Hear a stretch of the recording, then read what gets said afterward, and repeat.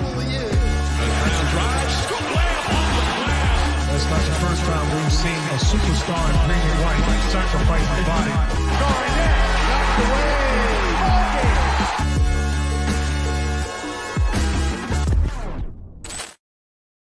Welcome into another episode of First to the Floor. Ben Vallis here. Thank you for joining us. Hope you're doing well. Alongside me here is Jake Eisenberg. He has returned from his European adventure, but we're also very happy to be joined by a very special guest, Celtics superfan, the king of Celtics social media. He was quote tweeted by Jason Tatum just earlier today. It's Green Runs Deep. Welcome, man. How you doing? What's up, my brothers? I'm very happy to come on here. First to the floor, Celtics in 4. You know the fucking vibes. Yeah, that's right. Yeah, we're throwing that straight into the next intro. That's awesome. Thanks, dude. Yeah, we're so happy to have you. How are you doing? How are you keeping busy this off season? I'm hanging in there. I'm spending a lot of time with my family right now. But at the same time, like, my nose is in my phone, getting every single ounce of Celtics content. I really like what you guys have been doing. You guys have been building your podcast up, and we talked for a long time about me jumping on an episode. I was just waiting till you got to this moment where you guys are right now, and you guys are catching steam. Nah, I'm just kidding. I gave you guys a shout out on Twitter because I do respect what you guys are doing right now. And this is like the deadest month of the whole NBA year. And you guys are giving the people content. And you guys do it because you guys love the team just like I do. So that's why I respect you guys as much as I do. I really appreciate it, man. The feeling's mutual. And this is where we thrive as, I guess, the 20th-ish best Celtics podcast out there is when there's no games on, you just have to make shit up to get by. That's our strong suit there. Would you agree, Jake? That's right. The more nonsense, the better. The closer we get to insanity, the quality of the content just levels up. And I think when we're getting on GRD here, I think he fits right into this little niche. Let's get the energy up. Let's fire away some off-season takes. Yeah. Hey, I mean, this league that we all choose to follow and love is drama filled like 11 months out of the year. I always say August is like the dead month, but we out here. So the people that are tuned into this episode, I'll pat them all on the back because those are real fans that are tapping in with us too. So I have a lot of respect for people that rock with the Shamrock 24 hours a day, 7 days a week, even in August. I fuck with you guys. Likewise. All right, well, look, let's get into some of this off-season stuff. And the first thing I want to ask you is, how are you coping with, how are you progressing with getting over Marcus Smart being traded, something that we never thought would happen? It's happened now. How are you dealing with that? To be honest, I never looked at Marcus as like an untouchable guy. I looked at Marcus as like I feel like the Celtics went as far as they could with him. Unfortunately, they never got that ring in 22. And I don't know. I really believe the Celtics are like they were due for like just a shakeup, and I think this was a smart move, and I'm really excited to be honest. So, as much as it was sad, I know you guys were on Instagram. You guys were live when the midnight trade broke down, 11:52 at night, and I was shocked. I was like, nobody expected that shit, but at the same time, it took me like a week to get over it, and I really like the return. And I don't know, I feel as though we know basketball. Brad Stevens must have got that offer, and he's like, "Holy shit, I gotta take this!" Like he sold really high on a good part of the team, but I like the return. Like I said, I'm excited. You have to be. And like you talking about that return, I've been looking at like the 25-26 season, like looking at getting Derek White extended and all this stuff. And it's like the cap's going to get tight. And then you look at like we've got this Warriors first round pick and this our own first round pick. Like you need cheap value, like cheap talent on the roster. And all of a sudden it's like Brad's playing for now while also playing for the future. Like you can't fault the return. Like, and you know, as I watch more and more Porzingis highlights, I'm getting more and more over the Marcus Smart trade. Hell yeah! To be honest, you seen this guy torch us last season, and that should be enough to just say like, "Yo, I will welcome this guy with a smile." Yes. I'm Plus, he terrified of follows me on. He follows me on Twitter, so Okay. Marcus over the last like 9 years never followed me on Twitter. So Oh man. Chris Stapps is already getting a welcome to Boston real quick. Yeah, love it. I was looking at your Twitter account earlier. Just, we like to scope out our guests before we have them on. You follow one person on Twitter, and that person is Kristaps Porzingis, which I thought was amazing. I mean, in the off season, I was getting sick of people being so negative, so I just unfollowed everybody, and the only person I follow right now, Chris Stapps. I'm still tapped in. I still know what everybody's saying. All the people talking trash about the Celtics. I'm taking screenshots and wait until we hoist that banner in June, and then I'm putting everybody on blast. I love the energy. I love the energy so much. And speaking of energy, we have a mailbag question from First of the Floor superfan Michael. No relation to anyone on this podcast at all, but as a Marcus Smart fan, I was always annoyed that the national media did not appreciate him. So why the fuck are they giving him so much love now and overrating him? That also goes for Grant Williams as well. So I feel like, national media was very quick to say Marcus Smart overrated, Grant Williams overrated. But now you listen to national podcasts, local podcasts, and Marcus Smart's the savior for the Grizzlies, and Grant Williams is about to be the savior for the Mavericks. I'm not sure I see there's a cognitive dissonance going on here, GRD. Okay, I'll throw my input on this. 2 or 3 years ago on the trade deadline when the Celtics got Evan Fournier, the Celtics were actively shopping Marcus around. And to get him off of the Celtics with a team-friendly deal, I thought, they were going to have to attach picks to him. So then, all of a sudden, they gave this guy free reins and let him be the point guard, and he boosted his value. He got the DPOY, and then last year, his value fell a little bit, but Brad still sold the guy high. So I don't care what anybody says. Like, the Celtics made a smart move, if you ask me. Do you remember that, though? When the Celtics were actively shopping Smart and, like, did I want him gone at that time? Hell no. It was the year that, like, Aaron Gordon was getting mentioned, this and that. But I believe they sold that on Smart when the value was where it was, and I'm very happy with the return, like I keep reiterating. Ben, what do you reckon about this? I don't know, it feels like a reevaluation of Marcus Smart's value after he's left the Celtics by the national media. Yeah, and it's certainly like a grass is always greener situation. Like he was the scapegoat, and Grant Williams as well. Like I'm gonna make them both is a recent example. The scapegoat for many Celtics losses and pitfalls. But as soon as they go, it's like, what are you doing? Like this is the culture. This is the team's culture. You've shipped them right out the door. What are you doing? That's irreplaceable. And yet we spent the whole time that they were on the team basically completely shitting on them. So that's just classic mainstream media, right? They're gonna choose the narrative that generates the most clicks, and that's just what they're backing at this point. But 2 first-round picks back to Boston, along with Kristaps Porzingis, who just had the best season of his life. I'm terrified about this Latvia FIBA situation coming up. I don't think I can even watch the games. I'm so afraid that he's going to gallow his knees.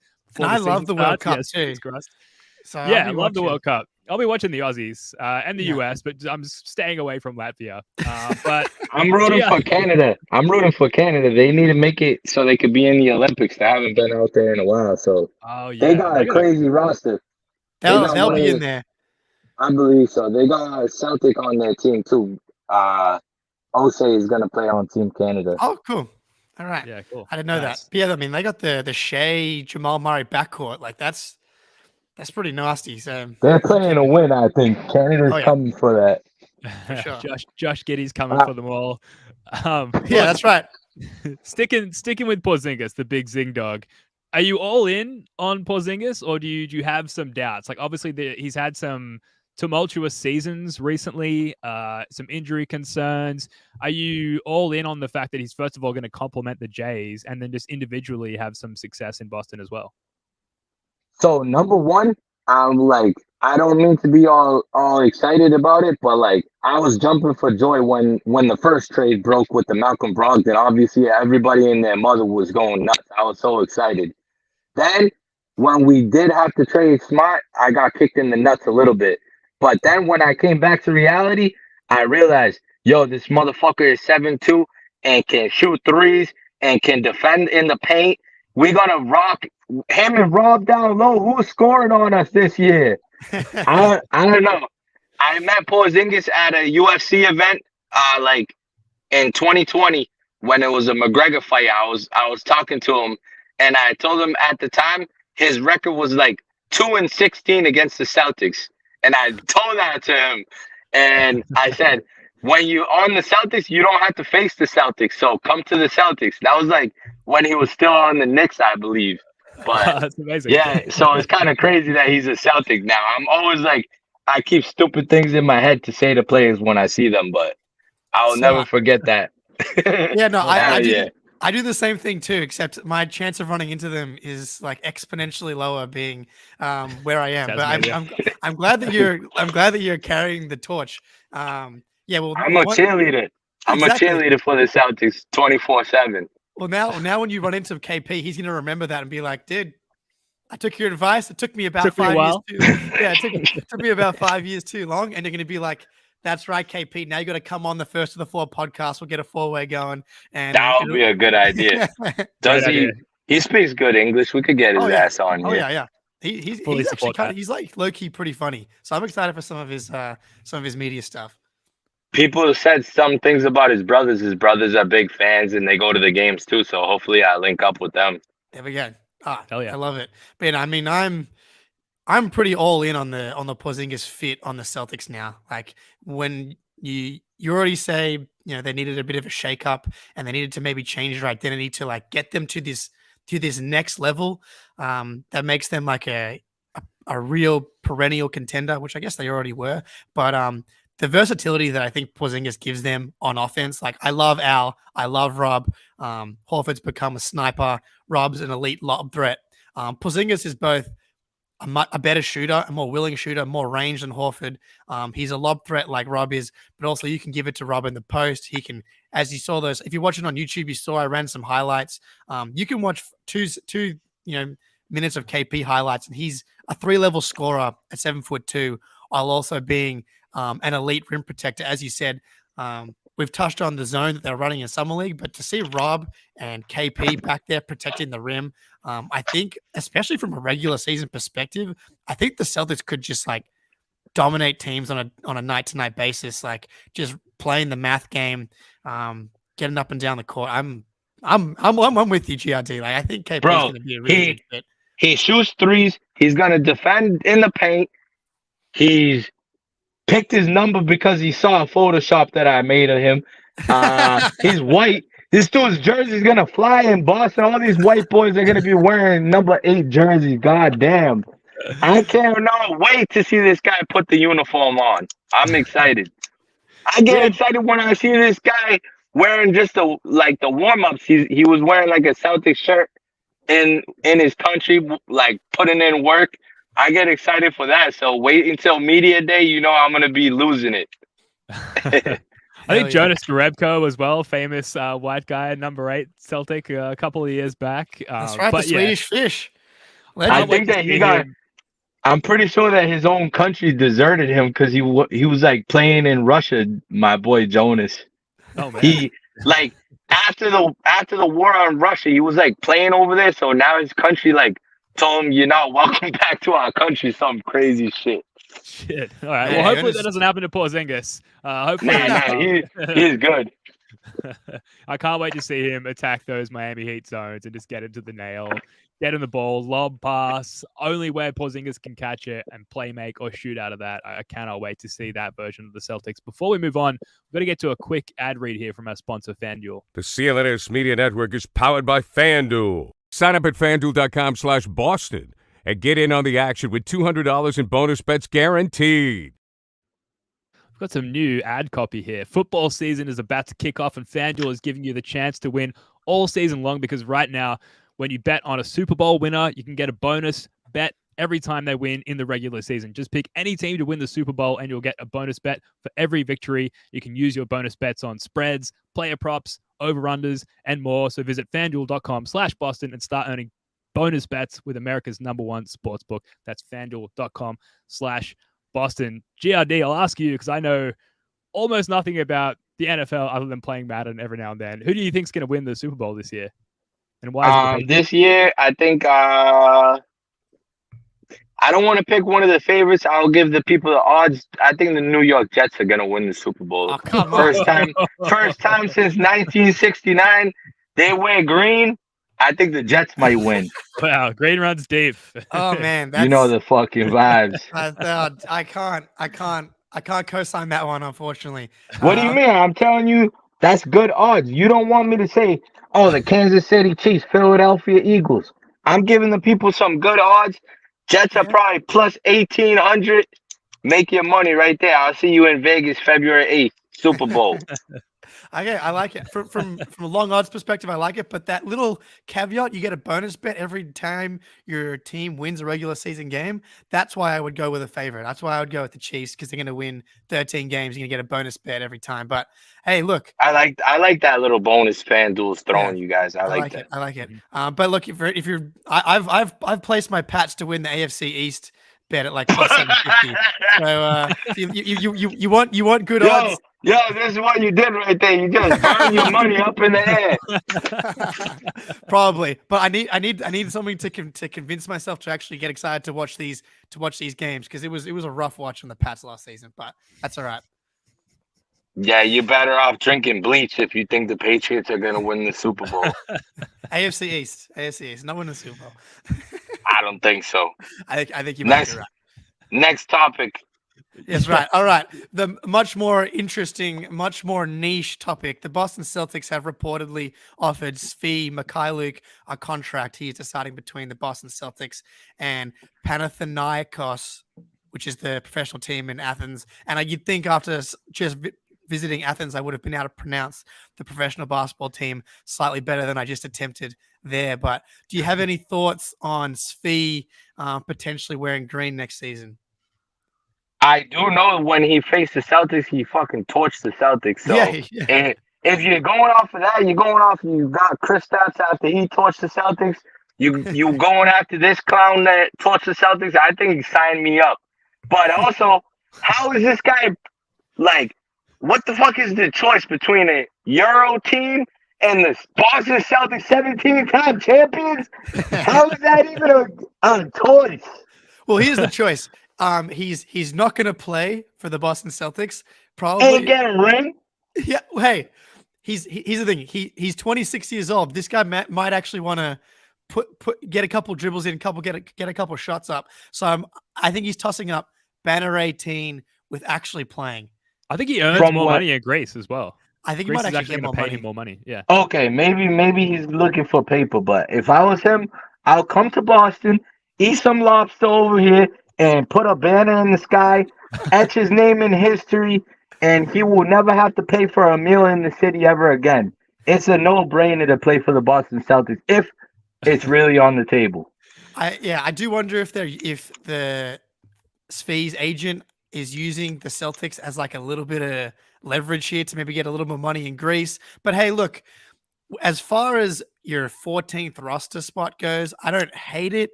It's like 6'7", 26 years old. Last 3 seasons, he shot 38% from 3.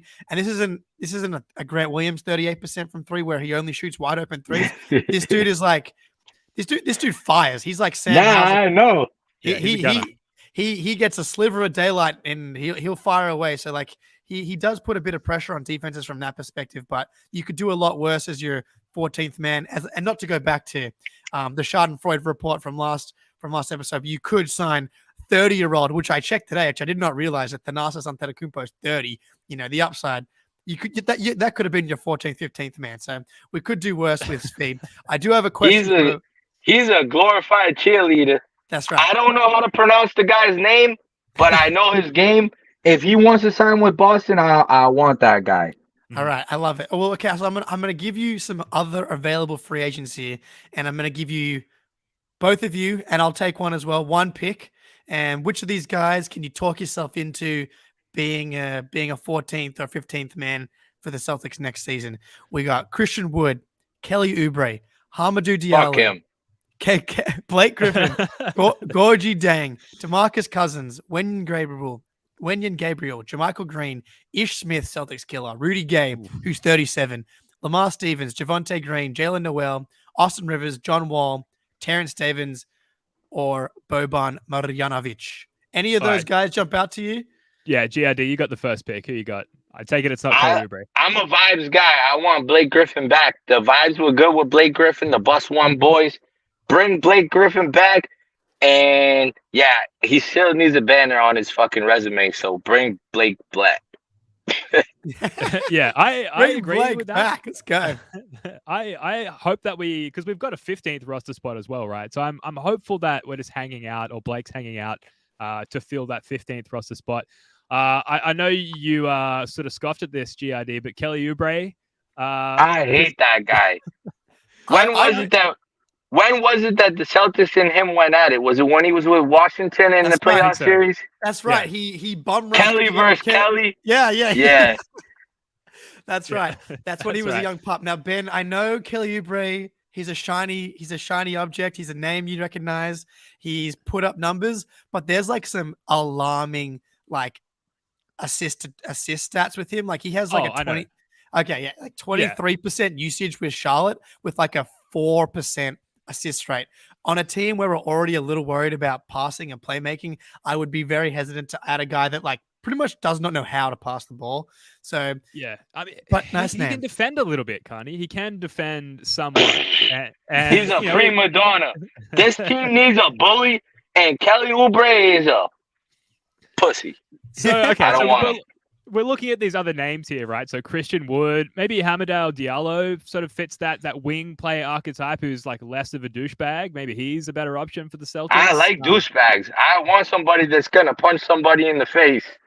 Okay, all right. Well, maybe Diallo is the way to go there. I think Javonte Green is probably the name that stands out to me the most as far as that positional need. Yeah, he's friends with Tatum. He's been a Celtic. He's a dunker. He follows me on Instagram. I like him. There we go. Sold. He makes fun of me because of when I dressed up like a taco, though. Every time he sees me, that's what he calls me, a taco. That's funny. I might start making fun of you for that as well. That's fucked up. I do wonder that Javonte's knee is an issue because I'm surprised that he hasn't been signed because he was legitimately good for the Bulls before he went down. Man, there's something with the Bulls and knee injuries at the moment between Lonzo and now Javonte's knee as well. I actually think that that's why he hasn't been signed yet because he was quality role player for both the Celtics and the Bulls. I think that he wouldn't be looking for a big contract. Like I think Kelly Oubre is maybe holding out for like a slightly bigger contract than the minimum, but Javonte Green would be at the top of my list. I think that his knee might be cooked. I think Hamidou Diallo is kind of like Javonte Green light, very athletic, a worse shooter than Javonte, but injecting some athleticism into the team, I think is a good idea. Austin Rivers, I think he's actually still good, but I think he actually wants to play. And so on a team like the Celtics, we're not really able to offer anyone real playing time.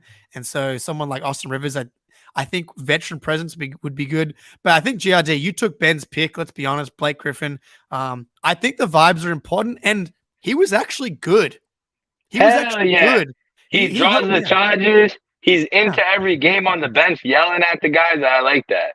Yeah, dude. And like he played in like, Al's not going to play in back-to-backs. I liked the method of Blake Griffin didn't really play unless Al was resting, guys were injured, and they started him. They surrounded him. And he stepped up when, like you said, he contributed a couple times. Talk about the one that comes to mind is the Philly game where both Al and Rob are out. He hits 5 threes. They get a win. He got a couple of stops on Embiid. Like Blake's a really smart player, and when you surround him with a bunch of smart, talented guys like the Celtics have, he can fill a role for 15 minutes a game, like 10 games a season, and just be like. And you talk about the vibes, the crowd, the bench. No one injects more energy into the Celtics than when Blake Griffin makes a play or when, Ben, it might be time. Green gets one from White. Now he gives it to White. Blake Griffin throws it down.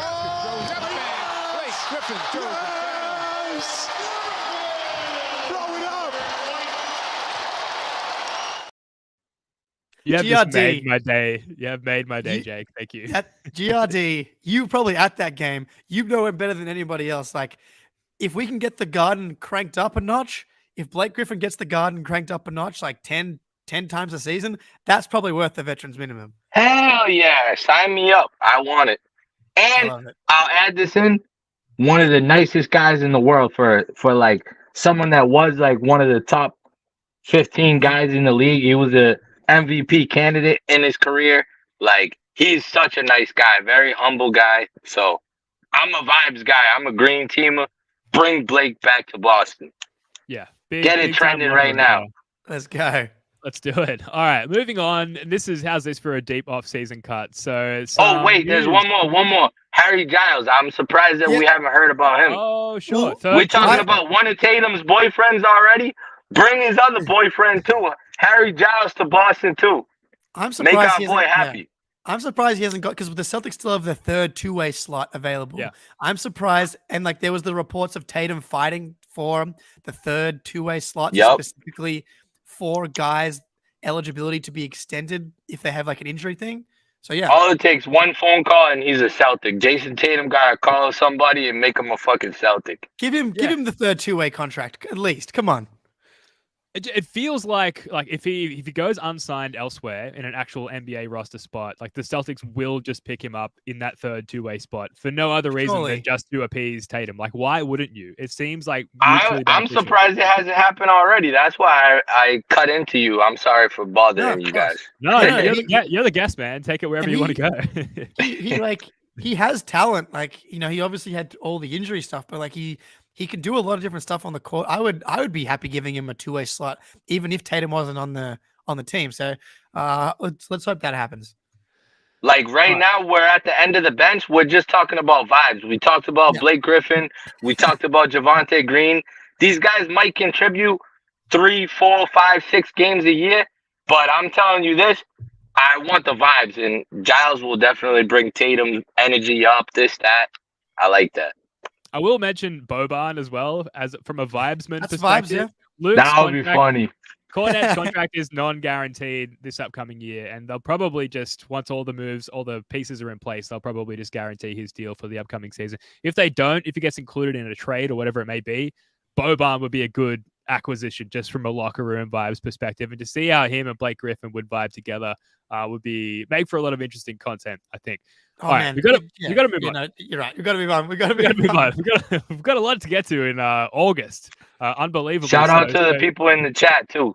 That's right. Yeah, absolutely. Legends. Shout out to everyone joining us in the live stream. We love you guys. So this is some news, if you want to call it that. Maybe something, whatever a step below news is, this is what this is. This is a quote from Brian Scalabrine. Quote, "I heard a rumor that my boy Cooper Flagg was at Jason Tatum's camp and he was busting Brad Beal one-on-one, and Brad Beal got mad at him, started cussing him out. This dude is a major trash talker. So I guess the rumor is that Brad Beal and him were squaring off one-on-one and Brad Beal was taking it lightly. It's a high school kid. Then Cooper started giving it to him. And I guess the rumor is that Cooper started talking trash and Bradley Beal got mad, like really mad." So GRD, are we believing Scal? I think this was on Drew Hanlon's podcast or in a conversation with Drew Hanlon. Are we believing these guys and the rumors about, there we go. There's a tweet up on screen if you're watching on YouTube. About Cooper Flagg taking it to Bradley Beal and Bradley Beal getting all pissed off. I was texting Scout today about Cooper Flagg because he's been on him for like 3 years. He's been like his like NBA guy that's been like looking out for Cooper, and I don't know whether it's true, but I want to build Cooper up and believe that it's true. So I'm trying to like put all the steam behind this guy. Whenever you got a local guy from this area that's doing what he's doing, you gotta give him all the momentum. So I hope that he smacked Brad Beal in the face. Well, he would just be, next in the long list of Celtics that have been busting Brad Beal's ass for the last like decade. Started with what's the history there? Oh, well, we got Kelly Olynyk and IT busting Brad Beal back in the glory days. I mean, Jason Tatum's been dropping 50 on Brad Beal pretty much since he entered the league, and Cooper Flagg's just the next guy from Boston that's giving it to him. I like that. You love it. But yeah, all right, what else we got here? All right. Oh, go ahead, Well, Jake. Yeah. I mean, we'll GRD we don't get a lot of like number one NBA prospects that come out of like the New England area, right? So Cooper Flagg is obviously the top of the list. Are you ready to captain the ship to get Cooper Flagg to Boston? Well, What's it called? The flagship? The flagship. That's right. Let's go. No, so to be honest, like that's completely out of our hands. But what I will say is he's a Celtics fan. I was texting Scout today about, yo, we got to bring this guy to a Celtics game this year. So I just want him to come into the Garden with us and get wild because the kid grew up rooting for the team. We got to show him how the crazy fans get. Well, that's right. Well, so look, we're getting a little ahead of ourselves. So like 2027, 2028, 2029, Cooper Flagg is going to be getting onto that second contract, and that's when the trade. Right. That's right. When GRD starts posting the photoshops of Cooper Flagg in the Celtics green, and we get the trade request machine rolling, and we're going to Tatum into his late prime, Cooper Flagg entering his prime. Oh man, the Garden's going to be going crazy for that one. So we're going to give you you're going to be the captain of the Cooper Flagg ship, all right? So the flagship. I've already been planting the seed, bro. I got kids on Instagram sending me pictures of Cooper in Celtics gear already. So we don't even need to Photoshop that shit. It's already on ice. All right. All right, awesome. Glad to hear it. Glad to hear that the platform is being leveraged for the right reasons. Besides that, the kid is legit, though. The highlights that I see, he is legit. He makes me jump out of my seat, and he's only 16. Holy shit. Dude, I saw some stats from like his most recent like tournament. It's like 38, 20, 5 assists, 5 blocks, 4 steals. Like in 3 straight games, he had like 38-point triple doubles with like 20 boards. And he's 16, and I understand it's high school, but I'm like, that's just absurd kind of stuff. And he got a twin brother too, and his twin brother is a good hooper just like him. All right, end of the bench. Get him on. You can have the third two-way slot. Let's go. Nah. We're not doing no Milwaukee Bucks bullshit in Boston. Yeah, we don't do that in Boston. Earn a spot in this city. That's right.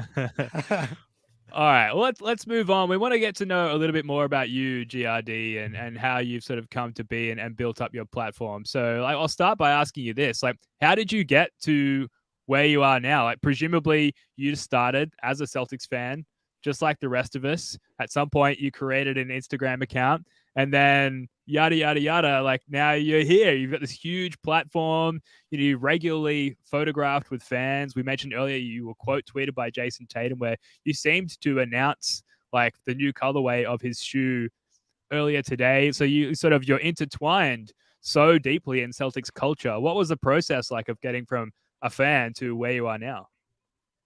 So first things first, just as you can see in the last like 20 minutes of us chopping it up. I think we've lost you. GRD. Are you getting an echo now as well? Yep, I am getting an echo. GRD. We can't hear you. We can't hear you, GRD. Technical difficulties, folks. Hang on a sec. All right, Jake, can you hear me? I got you. Okay, and we're not echoing. No, we're okay. We're not echoing. All right, I'm going to bring GRD back in. We'll see if we can fix the sound problem here. Oh, device not connected. That's right. He's refreshing. He's going to come back. That's a shame because I was really excited to hear the answer to that question. He'll jump back in. He'll be fine as we stall for time on the live stream. Anything in the chat here that we missed, but he'll be back in a second here. Everybody's here for Blake. That's what I learned from the chat here before. All right, let's bring him back in. GRD, you with us? Yeah, can you? There we go. Oh we got you. That's so much better. So you looked like you were saying something really interesting. So yeah, if you can just start from the beginning, because I'm really curious to hear this process and how it's been for you. So basically what I can say is this, like I started as a season ticket holder way back then, and I just like I will do everything that I still do, but to a very small audience, and like I put so much time, so much effort. I met so many different people. And I don't know, like I never really thought that it would turn into what I what I got it to, because when I was like, before when I started, nobody really did what I'm doing. And like, I don't want to say I'm like media, but I have my certain niche, which is like, I love sneakers, I love hats, I love Nike gear that's coming out. And like you said, the sneakers that I posted, like, I love all that stuff. Yeah, dude. So that is where I like, my bread and butter is like letting the people know about gear. When I get my own gear, like, I love to like show it off, what I got in the mail and this and that. And over time, like that stuff, it was more like my family would make fun of me for going to the games and spending like $20,000 a year on tickets. So I decided to do what I do now to be able to pay for what I do. So like, I do things like host a watch party, and people come pay like $5 to watch the game, and like I'm able to monetize it at the minimum, and also meet all these people and like form real relationships. I never skipped any steps.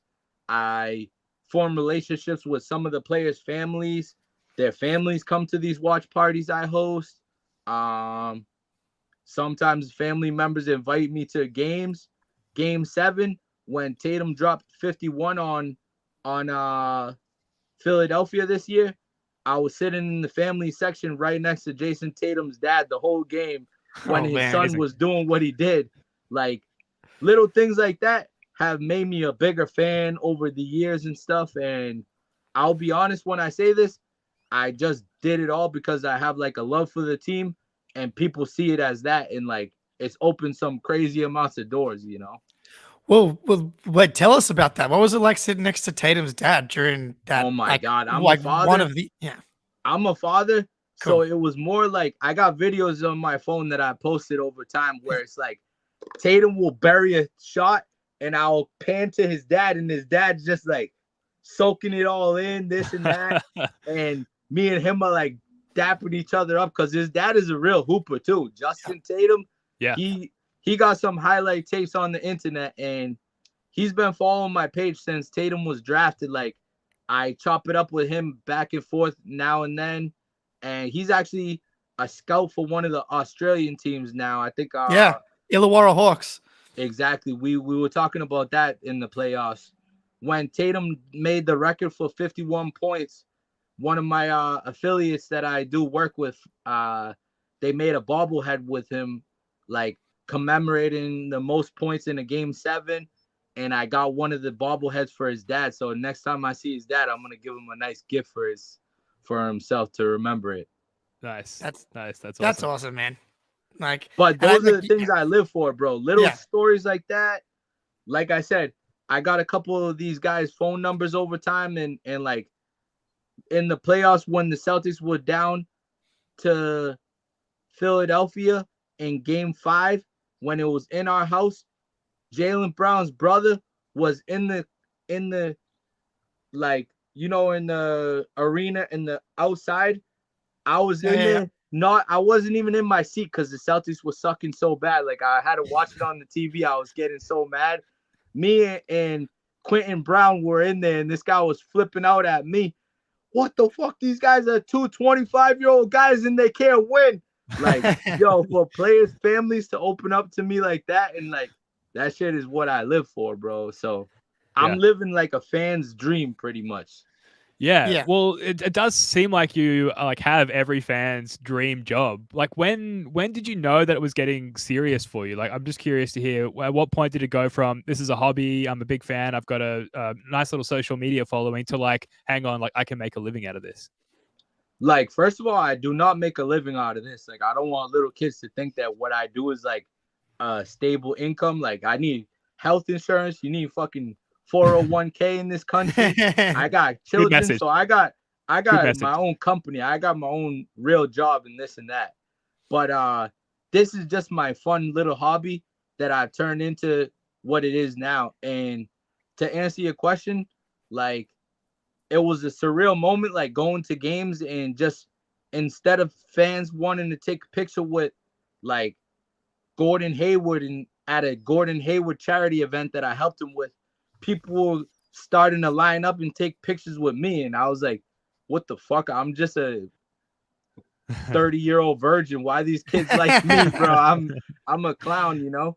But I eat it up, and honestly, each person that I meet, I make a relationship with them, and I make them feel like they got a brother in Boston. Whether they are guys like you from Australia, you come here, we'll go eat where I eat, drink what I drink.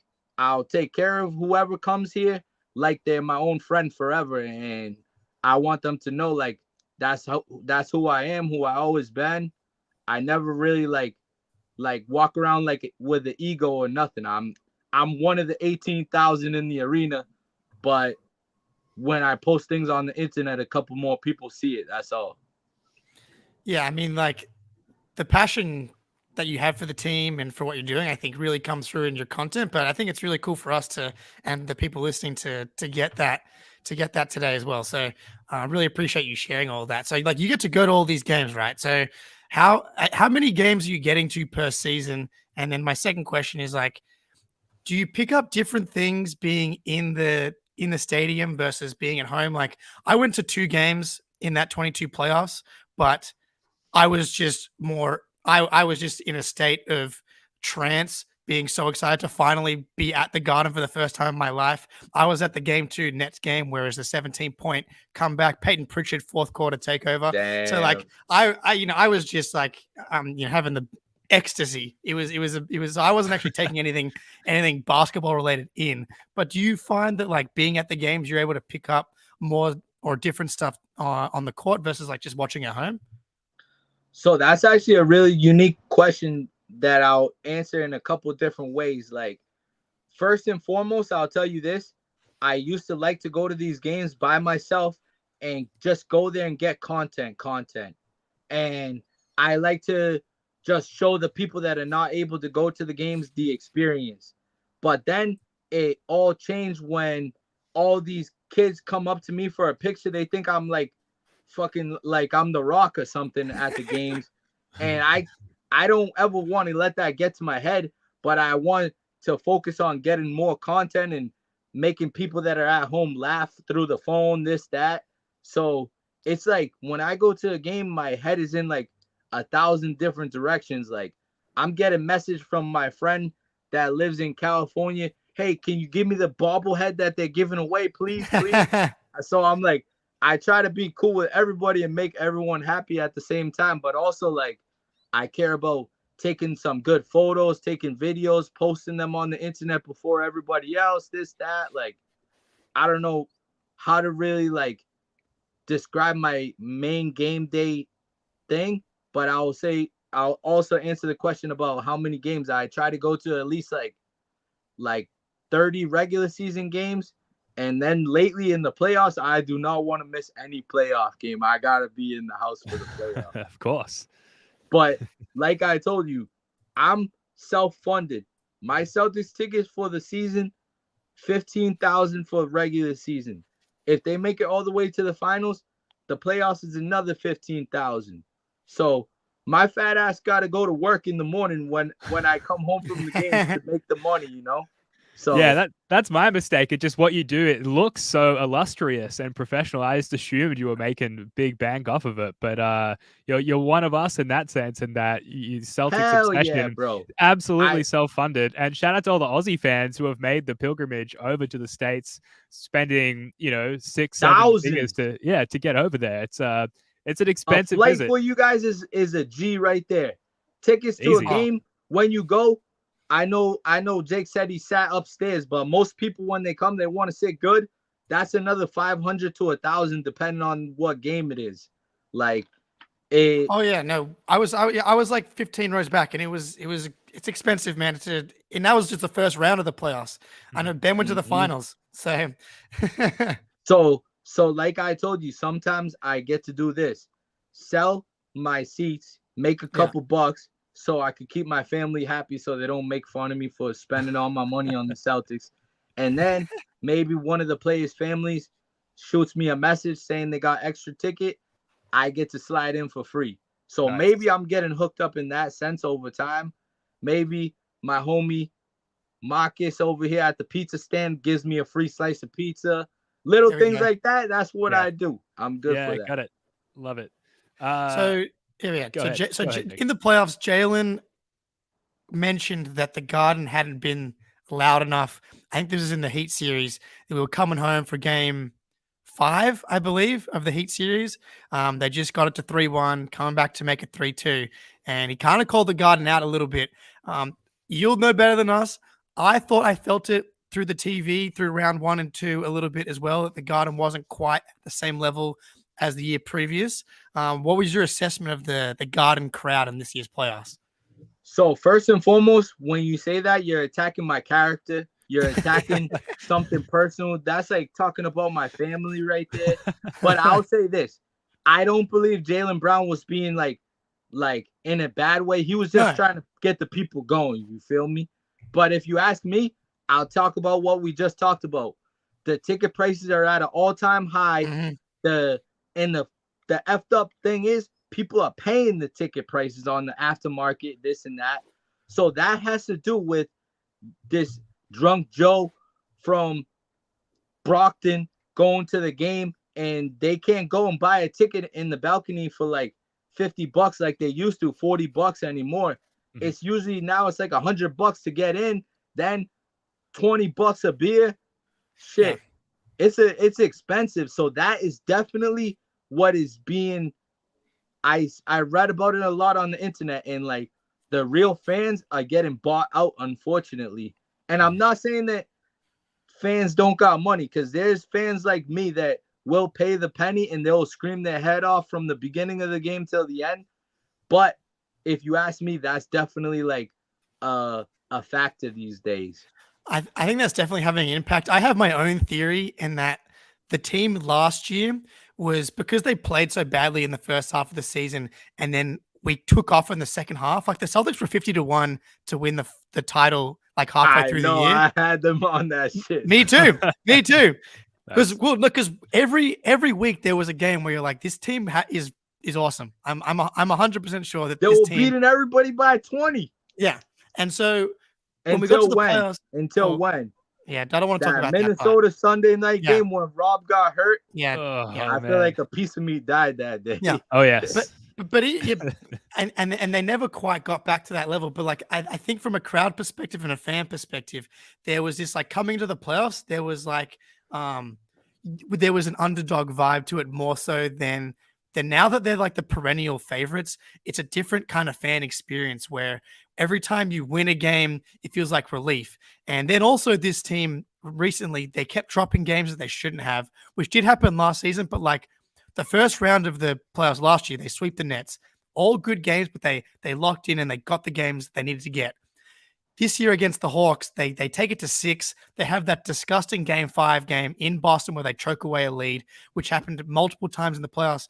So I feel like the Celtics crowd had like this like nervousness, just like they felt like the Celtics were going to shit themselves, and they were kind of proven correct. And I think that does impact the psyche of like 18,000 people, because it starts to ripple.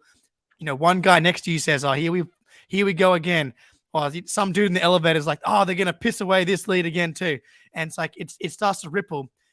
That's my theory, and I'm hoping that this season they take care of business in those moments to build confidence back in the fan base and in the crowd.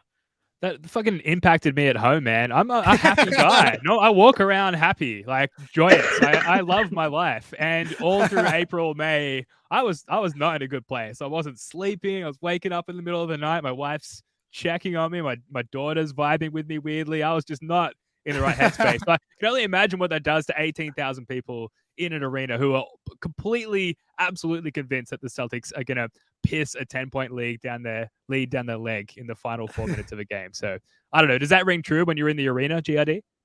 So these are all good things, all good points. I respect them. But a relationship with the Celtics and me, it's like that girlfriend that cheats on you and then you go back to her all the time. You always think they're going to win, though. I go into every damn game thinking like, yo, there's no way in hell they're going to lose to Atlanta in Game 5.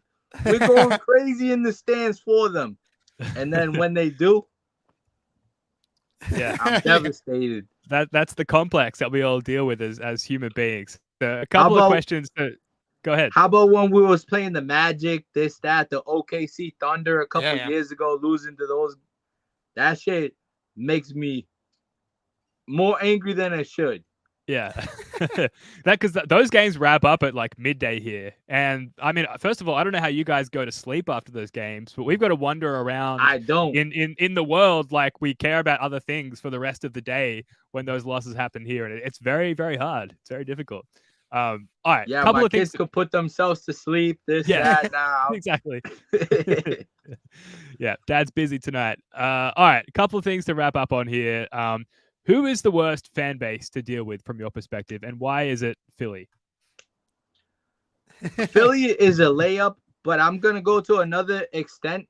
I'm really sick and tired of the Miami Heat bullshit.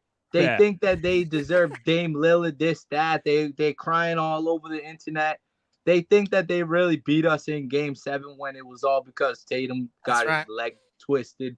I'm still pissed that we didn't make history. It's a bunch of 60-year-old guys with 20-year-old girlfriends in the stadium over there. But I will say this about Philly. I went there this year. There was a couple little kids there, like no older than 10 years old, following me around, like flipping me off. I saw this. Yeah. Yeah, man. They got some crazy people over there. I can't wait to go back over there. And you know why I like to go there? Because it's like David versus Goliath. Every time I go there, the Celtics fucking win. I like that shit. That is the best part of that relationship, is that we always win. I was there when those stupid idiots dropped confetti, blah, blah, blah. All these people walking out of there like they just went to a funeral, and they fucking did the next game. Celtics lost, but then they won and won after that. So they went to their own funeral. That's right. So good. That's like the biggest piece of Celtics memorabilia that I wish I had in my life, is a piece of that confetti. I know Sam Jam Packard brags about having some of it at his house. Man, I wish I could have caught some of that. But that game is crazy. Like, thinking today on that game, like there's been like numerous like podcasts like talking about that game, this, that. But in the moment, it was Cinco de Mayo, I believe. I was on another level of craziness that day. The last thing I would ever think about is getting a piece of that. So that is epic that dudes got that shit. Yeah, absolutely. Now to wrap up here, GRD, we haven't won a championship since 2008, which is 15 years now, which is a crazy drought. What would a Celtics championship celebration look like for Green Runs Deep? Geez, over the years, I've definitely matured a little bit. I changed. I don't drink anymore for 2 years now. I'm a behaved boy. But I believe if the Celtics win Banner 18, I might go into a different level. I might go wild. I will say this. I'm going into every single bag I have to get my fat ass on a duck boat. That's what I care about. Nice. I got this relationship with this guy. I had Gordon Hayward and his wife already say they would have brought me if they would have won when he was on the team. I got a couple of players right now that they don't even know what the hell a duck boat parade is, but they got messages between me and them saying they'll bring me on the duck boat when they win. So I don't care what I got to do. I'll be on the duck boat for that parade. That's right. We'll go live from Australia, and then we'll bring you in from the duck boat. We'll dial you in. It'll be great. But bigger than that, I tell all my friends, because I'm not just the only crazy fan. We got hundreds of GRDs out there like me that they don't care about social media, this, that. But I tell all those people, I'm renting a couple duck boats, and we're gonna have a Celtics fan parade too right after the Celtics have theirs. And that's on everything. I care about that. I will do that shit for the city. Celtics there's that one guy. He's in the stands every day. He wears like the suit and the chain. Sometimes I feel like he's wearing like a mohawk thing. Am I misremembering that? There's chicken head. That's my boy Nate Dogg. That's right. Okay, I was like, he's got around before the games in his green Corvette. Hell yeah, that's my boy Nate. I love it. That's every single game, this guy after the game lighting one up too. He's the man. I like Nate Dogg. I like Nate Dogg too. if there's a fan-based duck boat parade, Jake, we might have to get on a plane. Yeah, I think so. That will be well worth it right there. Absolutely. There's Oh, some man. characters in Celtics Nation. Oh yeah, That's- I've met a few of them in my time. I've been over there a bunch of times. First time in 2011, so I've had the pleasure of going to TD Garden. I've spent way too much money, and somehow I still convinced my wife to marry me. And we're about to head over to Summer League in next July in Vegas as well, and We'll be blow there. a whole bunch more cash on that as well. So prayers up for my relationship with my wife. I there. really do like what they've been doing with Summer League. How Yeah. they've been making it like it's definitely something to go to. They have more than just the games going on nowadays. Yeah, hell yeah. Oh, Really looking forward to That's that. awesome. Well, look, Green runs deep. Look, you were the first Celtics person outside of the actual team that I followed on social media. So it's really nice for this to come full circle and to have you on the podcast. You're my tonight. first brother from Reddit, my man. You my Let's guy. go. There you go. Shout out the Celtics Reddit podcast. Look, absolutely love the content that you're bringing, man. The energy that you're putting out into the world every day. It was a pleasure to have you on, man. Thank you so much. First to the floor, baby. Thank you for my first time on the party, and I'm coming back on here too. You know it, go. man. Get it. Looking forward to it. All right. Now, look, if you're not already following Green Runs Deep, you really should be at Green Runs Deep on Instagram or at Celtics GRD on Twitter. That's going to do it for this one. Thank you so much for joining us. Next week, we're back with live Celtics trivia. So make sure you subscribe to our YouTube channel to jump on as a live audience member for that one. Jake, love your work, mate. Until next time, go Celtics.